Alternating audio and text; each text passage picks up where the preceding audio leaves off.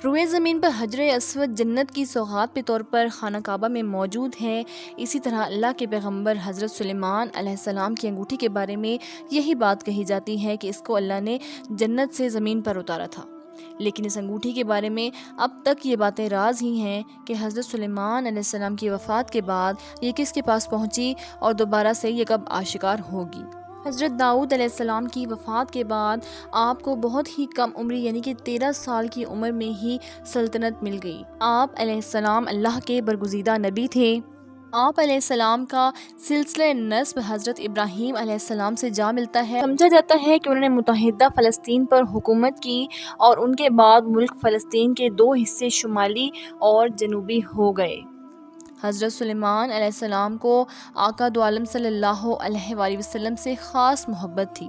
آپ علیہ السلام نے جو بشارت اپنی قوم کو دی اس کے مطابق حضرت سلیمان علیہ السلام نے فرمایا کہ آپ صلی اللہ علیہ وآلہ وسلم میرے محبوب اور میری جان ہیں۔ حضرت سلیمان علیہ السلام نے کعبۃ اللہ میں قیام اور نماز ظہر ادا فرمائی۔ 5000 اونٹ، 5000 گائے اور 20,000 دمبے اللہ کی راہ میں قربان کیے، اور پھر اپنی قوم اور اشراف و معززین کو مخاطب کر کے کہا کہ یہ وہ مقام ہے جہاں نبی کریم صلی اللہ علیہ وآلہ وسلم کی ولادت ہوگی۔ حضرت جابر بن عبداللہ رضی اللہ تعالیٰ عنہ سے روایت ہے کہ سرکار دو عالم صلی اللہ علیہ وآلہ وسلم نے فرمایا کہ حضرت سلیمان بن داؤد علیہ السلام کی انگوٹھی کے نگینے میں لا الہ الا اللہ محمد الرسول اللہ نقش تھا۔ سرکار دو عالم نے فرمایا کہ ان کی انگوٹھی کے نگینے کا رنگ آسمانی تھا اور اس پر کلمہ طیبہ لکھا ہوا تھا۔ حضرت سلیمان علیہ السلام سرکار دو عالم محمد مصطفیٰ صلی اللہ علیہ وآلہ وسلم کے نام کی انگوٹھی ہاتھ میں پہن کر امور سلطنت بہت اچھے طریقے سے چلاتے تھے، اور جب یہ انگوٹھی ان کے پاس نہ ہوتی تو دل کو سکون و اطمینان نہ ہوتا۔ حضرت سلیمان علیہ السلام کی انگوٹھی کی تاثیر یہ تھی کہ انسان، حیوان، چرند پرند، جن پریاں سب ان کے پاس کھنچے چلے آتے تھے۔ ایک موقع پر اللہ تعالیٰ نے حضرت سلیمان علیہ السلام کو آزمائش میں ڈال دیا۔ حضرت سلیمان علیہ السلام کا معمول تھا کہ جب وہ غسل خانے میں جاتے تو انگوٹھی اپنی باندی کو سونپ جاتے اور واپس آ کر لے لیتے تھے۔ ایک روز آپ غسل کے لیے تشریف لے گئے تو معمول کے مطابق وہ انگوٹھی اپنی باندی کو سونپی، اور اسی دوران شیطان آپ کی صورت میں ظاہر ہوا اور آپ علیہ السلام کی باندی سے وہ انگوٹھی لے لی، اور روایات کے مطابق ہم سب کے علم میں یہ ہے کہ سب کاروبار سلطنت اسی کے سبب چل رہا تھا، تو انگوٹھی کے چھل جانے کے باعث سب کچھ ختم ہو گیا۔ حضرت سلیمان علیہ السلام انگوٹھی کی تلاش میں نکل پڑے، اور یوں ہی چلتے چلتے آپ ایک گھر کے دروازے پر پہنچے جو کہ بنی اسرائیل میں سے کسی کا گھر تھا۔ آپ علیہ السلام نے دروازے پر دستک دی تو پوچھا گیا کہ آپ کون ہو؟ حضرت سلیمان علیہ السلام نے جواب دیا کہ میں وہ ہوں جس کی دعوت کرنا آپ پر فرض ہے۔ خاتون نے کہا کہ میرا شوہر گھر پر نہیں ہے، اس کی غیر موجودگی میں کسی غیر محرم کو گھر میں آنے کی اجازت نہیں دے سکتی، البتہ آپ پچھلے راستے کی طرف ہمارے باغ میں آرام فرمائیے جب تک میرا شوہر گھر نہیں آ جاتا۔ آپ علیہ السلام اس عورت کے بتائے ہوئے باغ میں تشریف لے گئے اور آپ کی آنکھ لگ گئی۔ کہیں سے ایک سانپ نکل کر آپ کا پہرا دینے لگا۔ اس عورت کا شوہر آیا تو سانپ کو دیکھ کر حیران رہ گیا۔ اس نے بیوی سے پوچھا کہ یہ شخص کون ہے؟ بیوی نے سارا قصہ کہہ ڈالا۔ وہ شخص حضرت سلیمان علیہ السلام کی خدمت میں حاضر ہوا اور اپنی بیٹی کی شادی کی پیشکش آپ کو کر دی، اور آپ نے وہ پیشکش قبول کی، اور آپ علیہ السلام کی شادی اس شخص کی بیٹی کے ساتھ ہو گئی۔ 3 دن وہاں پر قیام فرمایا۔ دوسری طرف شیطان آپ کی صورت میں آپ کے تخت پر براجمان تھا، اور اصول و قوانین میں رد و بدل کی وجہ سے حضرت سلیمان علیہ السلام کے اقرباء اور علماء کو شک تھا کہ یہ حضرت سلیمان علیہ السلام نہیں ہیں۔ چنانچہ ان کی جماعت آپ علیہ السلام کی بیویوں کے پاس آئی اور ان سے کہا کہ یہ کیا معاملہ ہے؟ ہمیں سلیمان کی ذات میں شک پڑ گیا ہے۔ اگر یہ سچ مچ سلیمان ہے تو اس کی عقل جاتی رہی ہے، یا یہ کہ سلیمان ہی نہیں ہے، ورنہ ایسے خلاف شرع احکام نہ دیتا۔ عورتیں یہ سن کر رونے لگیں۔ یہ وہاں سے واپس آ گئے اور تخت کے ارد گرد اسے گھیر کر بیٹھ گئے اور تورات کھول کر اس کے سامنے تلاوت شروع کر دی۔ ایسا کرنے سے شیطان وہاں ٹک نہ سکا اور وہاں سے بھاگ گیا۔ اس مردود نے آپ علیہ السلام کی انگوٹھی دریا میں گرا دی، اور حضرت سلیمان علیہ السلام جب گھر واپس آ رہے تھے تو دریا میں مچھیروں کو مچھلیاں پکڑتے دیکھا۔ ان کے پاس آ کر ان سے ایک مچھلی مانگی اور اپنا نام بتایا۔ اس پر بعض لوگوں کو بڑا طیش آیا کہ دیکھو، بھیک مانگنے والا اپنے آپ کو سلمان بتاتا ہے۔ انہوں نے آپ علیہ السلام کو مارنا پیٹنا شروع کر دیا۔ آپ علیہ السلام زخمی ہو کر کنارے پر جا کر اپنے زخم کا خون دھونے لگے۔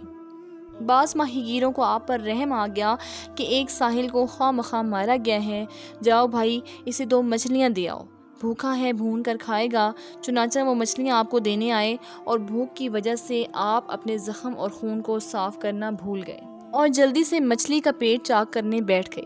اللہ کی قدرت سے اس کے پیٹ سے وہ انگوٹھی نکلی۔ آپ علیہ السلام نے اللہ کی تعریف کی اور انگوٹھی اپنی انگلی میں ڈال لی۔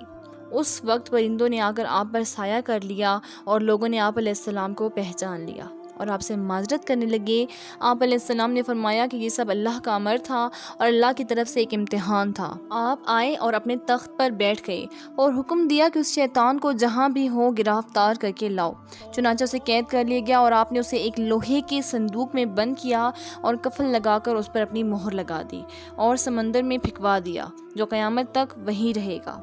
روایت میں ہے کہ حضرت داؤد علیہ السلام کی وفات کے بعد اللہ تعالیٰ نے حضرت سلیمان علیہ السلام سے فرمایا کہ مجھ سے اپنی حاجت طلب کرو، اور حضرت سلیمان علیہ السلام نے اللہ تعالیٰ سے عرض کیا کہ اے اللہ، مجھے ایسا دل دے دے جو تجھ سے ڈرتا ہو، جیسا کہ میرے والد کا دل تجھ سے خوف کیا کرتا تھا، اور میرے دل میں اپنی محبت ڈال دے جیسے کہ میرے والد کے دل میں تیری محبت تھی۔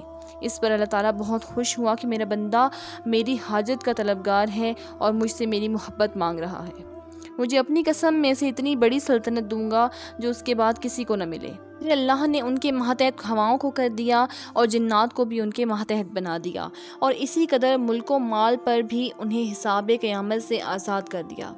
ابن عساکر میں ہے کہ حضرت داؤد علیہ السلام نے دعا کی کہ اے باری تعالیٰ، میرے بیٹے سلیمان کے ساتھ بھی اسی لطف و کرم سے پیش آنا جیسے آج تک تیرا لطف و کرم مجھ پر رہا ہے۔ تو وہی آئی کہ سلیمان علیہ السلام سے کہہ دو وہ بھی اسی طرح میرا رہے جس طرح تو میرا تھا، تو میں بھی ویسے ہی اس کے ساتھ ہو جاؤں گا جیسا کہ تیرے ساتھ تھا۔ پھر جب حضرت سلیمان علیہ السلام نے اللہ کی محبت میں آ کر اپنے خوبصورت، پیارے، وفادار اور تیز روح گھوڑوں کو کاٹ ڈالا تو اللہ تعالیٰ نے ان کو ان کے عوض بہتر عطا فرمایا، یعنی ہوا کو ان کے تابع کر دیا، یعنی مہینے بھر کا سفر اس راستے کو صبح کی 1 گھڑی میں طے کر لیتے تھے۔ جنات کو بھی حضرت سلیمان علیہ السلام کے تابع کر دیا گیا۔ ان میں سے بعض بڑی اونچی، لمبی، سنگین اور پختہ عمارت بنانے کا کام سر انجام دیتے جو انسان کی طاقت سے باہر تھا۔ حضرت سلیمان علیہ السلام نے اپنے دور میں جنوں اور انسانوں کو جادو ٹونے سے باز رکھنے کے لیے کالے علم اور جادو کی کتابوں کو اپنے قبضے میں لے کر اپنے تخت کے نیچے دفن کر دیا تھا۔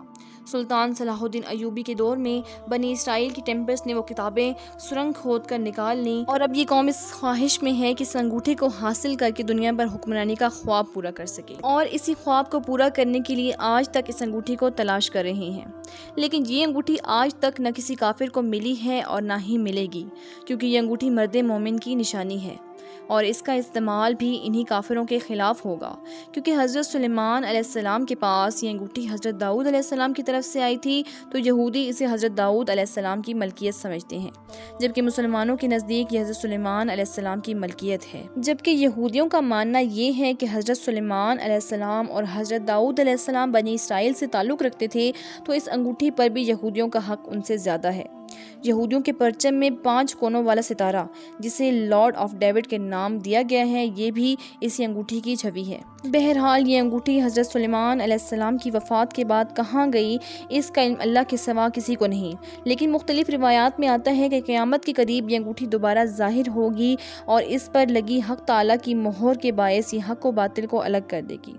تو اب ناظرین، کیسی لگی آج کی انفارمیشن؟ اگر ویڈیو اچھی لگی ہو تو ویڈیو کو ضرور لائک کیجیے گا، شیئر کیجیے گا، اور اگر چینل پر نئے ہیں تو پلیز سبسکرائب کیجیے۔ ملتے ہیں نئی ویڈیو میں، تب تک اپنا خیال رکھیے۔ اللہ حافظ۔